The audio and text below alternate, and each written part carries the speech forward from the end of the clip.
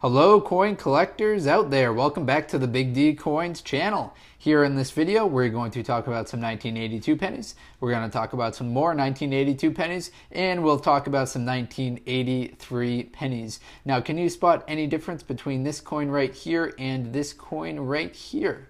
This one right here versus this one right here.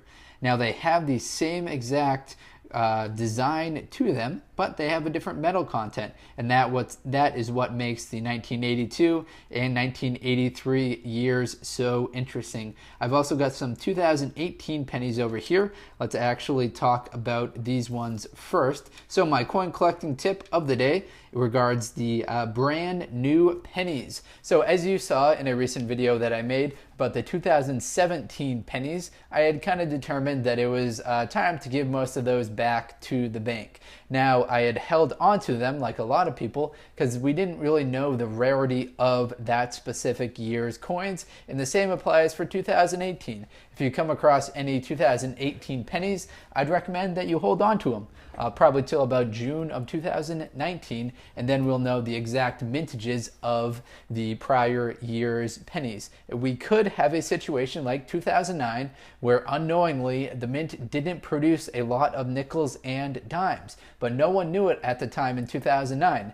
So if you were holding on to that year's coins, your coins would have been valuable a couple of years later because the production amounts were so low. And it's kind of interesting, kind of economic times with President Trump. It's a little bit more unpredictable. So I could see something like the mint lowering production amount drastically for the pennies in a way to save money. They've kind of been talking about that for years. I'm not saying I've heard any definitive information on it, but it's a theory of mine. It could happen, and if it did, I'd be glad I hung on to these coins right here. And the risk of hanging on to some pennies for an extra year is rather low. Worst case scenario is, you have to turn them back to the bank a year later for their exact face value. So we're going to bring back these coins right here. That was my coin collecting tip of the day. Hopefully you've been enjoying these coin collecting tips. Now let's get back to your regular scheduled material about the 1982 and the 1983 penny. So in 1982,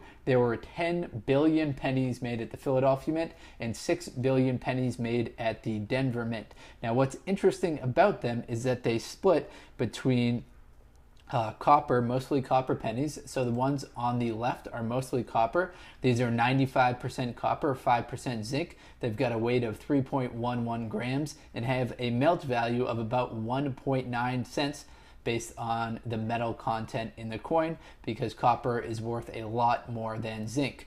Coins on the right are 97.5% zinc, 2.5% copper, and have a weight of 2.5 grams. Now, I've already sorted these because I've got my trusty little scale right here. Now, this is the same scale that I used to help determine that my Morgan dollars on a previous video were fake. So we're bringing it back. I've got to make it level to give us the best shot at getting this somewhat accurate. So let's turn it back on. Loading back up. All right, so let's look through the pile of the coins I had on the left.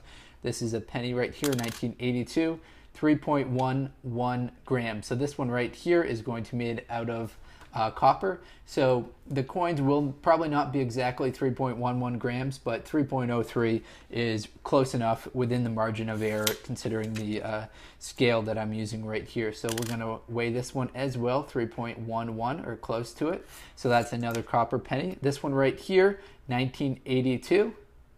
Any guesses? 2.54. So this one right here is close to that 2.5. So that indicates that this is a zinc penny. And on to the next one. And we're having fun weighing these. This one weighs 2.51, so almost exactly 2.5. So that's a zinc penny. Now, the real value, the real error coins that exist out there are these coins right here that are dated 1983. So you can kind of imagine the transitional error that happened in 1983. Very, very, very few of them, but a couple of them. Most recently, December 5th, 2013, at a heritage auction, there was a 1983 penny graded Mint State 62 RB that was sold for $23,500, and that's because it weighed 3.1 grams. It was 3.1%, 3.1 grams. It was a copper penny. So the transition happened in 1983, but apparently some of them got left out. And if you weigh this one right here, and it weighs 3.1 grams, we have hit the jackpot, but unfortunately it just weighs 2.54. So a near miss. This one right here also weighs 2.5 grams. So these ones right here aren't that special transitional era coin that I've been searching for. However, I'd recommend that if you've got a nice pile of 1983 pennies, just go ahead and weigh them. This scale right here was purchased on eBay. You can get these for very inexpensive. If you get them from someplace far away, it might take them a little bit longer for them to ship to you, but you can get them for cheaper. So you just open it up. You sometimes have to reset it with this button right here, and then you just throw your pennies on, try and get them in the center, and it should give you a pretty accurate reading. All right, so to recap, what we talked about today was to keep your eye out for 1983 pennies that are made out of copper. So 1983 penny. Now you won't really be able to tell by the coloring of the coin, because even the 1983s that were made out of zinc had a copper coating to them. So if their copper coating is still intact, they will look the same between the two different years. The only real way to tell them is to weigh them on a little scale if you've got one, or a bigger scale that has to the gram measurements. All right, everyone, that's all I've got for today. Quick short video about the 1983 transitional era pennies. Keep your eye out. Hopefully you've been enjoying these coin collecting videos. Take care and best of luck coin collecting out there, everyone. Enjoy.